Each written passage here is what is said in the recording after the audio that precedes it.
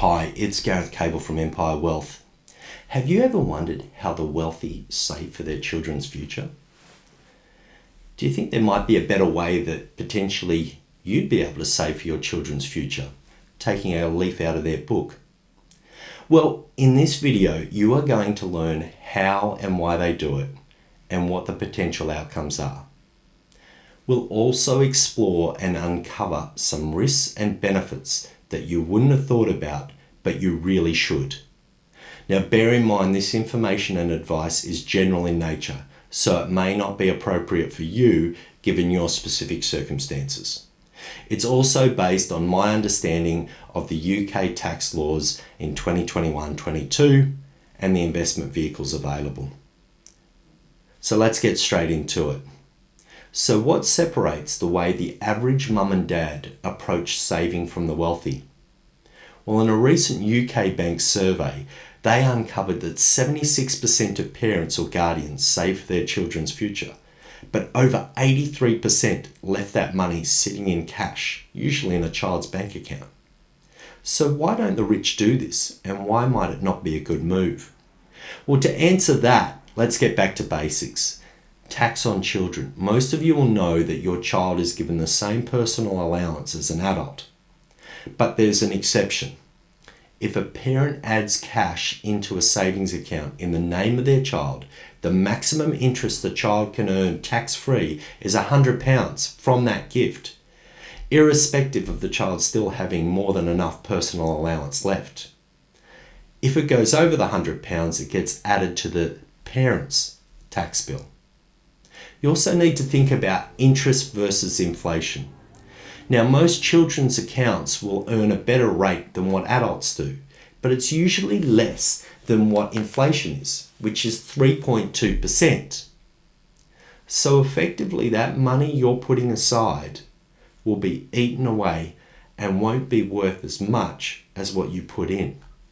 So while they are a safe, simple option, for these reasons, it's why the rich don't put in large sums into their savings accounts. So what do they use and why you might too? Well, first, tax is a major consideration because it's no good making thousands or hundreds of thousands of pounds and then losing half of it in tax. Then secondly, control and flexibility need to be factored in. Some will use a junior ISA account or a JISA. And these are popular because, like a regular adult ISA, there's no income tax or capital gains tax, which is great, and it allows the funds to grow quickly. And between the cash or stocks and shares JISA option, they tend to go for a stocks and shares JISA. The reason for this is because they're able to get that growth within the fund and be able to try and get ahead of inflation. As well, they also utilise the junior ISA allowance, which is currently £9,000, and they keep contributing the maximum amount until they reach 18. Parents have control over how the money is invested within that junior ISA account, and while there isn't a minimum time frame to invest, neither they or the child are able to access the funds in the junior ISA account until they turn 18. When the child turns 18, it automatically converts into an adult ISA account, completely tax-free. So they can continue to hold it and it'll be free of income tax or capital gains tax. And they can also withdraw it. But to illustrate how powerful this is, let's look at it in action. Assuming the parents contributed the maximum amount, which is £750 a month or £9,000 per year from birth, and assuming a compounding 5% return, which could be more, could be less, there's even potential they could lose some of their capital. But bear with me, let's base it on 5%. It would be worth a staggering £267,973 by the time they reached 18. And all the growth on that money of over £100,000 would be completely tax-free for the child. Now, looking at the scorecard, They've achieved the tax efficiency and control of the investment options until the child turns 18, which is great. So why do only some of them use this approach then? Well, neither the parent or child can access the funds. They can only put £9,000 per annum into the account. And if the child is a spendthrift or worse at 18, it could all be gone in the blink of an eye. So what is another one of their preferences? Actually, offshore bonds. And let's go through why. Like the junior ISA account, the offshore bond can grow nearly tax-free and are not subject to capital gains tax. These are set up by offshore insurers, so they don't pay UK corporation tax on the funds, unlike UK insurers do with the onshore bonds. And instead of regular deposits or contributions, they usually make one larger investment called a premium. And there's usually a minimum. That could be £20,000 to invest. But there's no limit. There's no higher limit.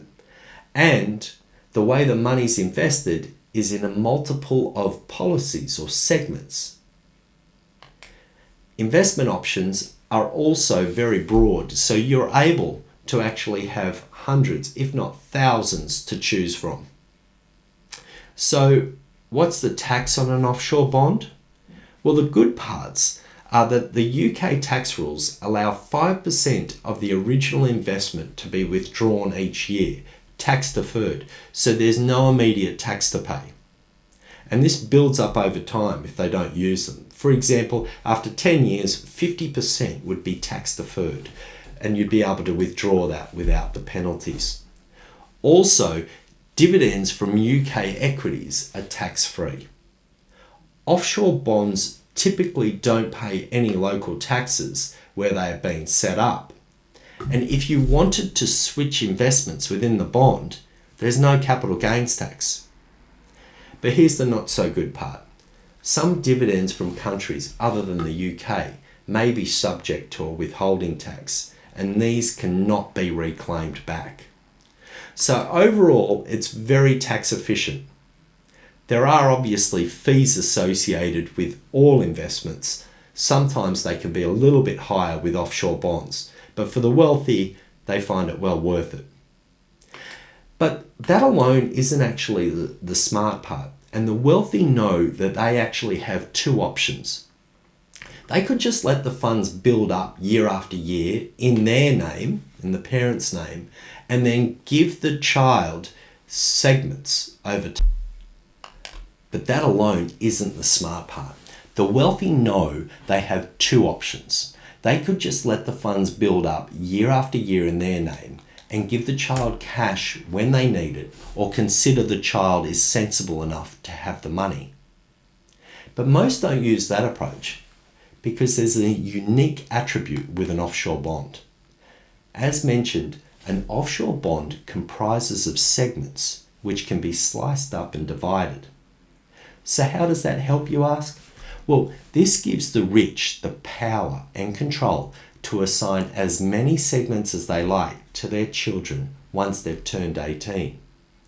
The child can leave it invested, or they can use their various tax allowances as a non-taxpayer, strategically taking sizable withdrawals out of the fund tax-free when they need it, while also taking advantage of the 5% tax deferred. So to recap, in addition to the tax efficiency, the parents retain access to the funds the entire time. They have control. They can put in as much as they like, as long as it's above the offshore bond provider's minimum investment. And if the child goes off the rails at 18, they can hold back the funds until it's sensible to do so. Well, that gives you a bit of a feel for what some of the wealthy do and how they approach it. And it brings us to an end of our video. Look, once again, I hope you enjoyed that video, and to see more like this, you need to smash that subscribe button, and please leave me any comments about what you did or didn't like. I'd love to hear from you. All the best, and I will see you soon. Thanks.